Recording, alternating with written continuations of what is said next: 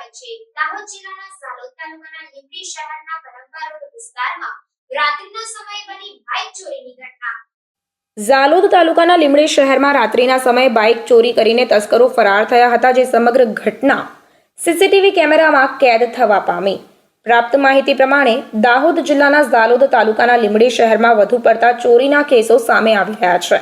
ત્યારે ફરી એકવાર લીંબડી શહેરના કરંબા રોડ વિસ્તારમાં રાત્રિના સમયે 3 અજાણ્યા ઈસમો ગાડીની ચોરી કરીને ફરાર થયા હતા। રાત્રિના સમયે લીંબડીના કરંબા રોડ વિસ્તારમાંથી 3 તસ્કરો દ્વારા બાઇકની ઉઠાંતરી કરી લેવામાં આવી અને તેઓ ફરાર થયા હતા, જે સમગ્ર ઘટના હાલ સીસીટીવી કેમેરામાં કેદ થઈ છે।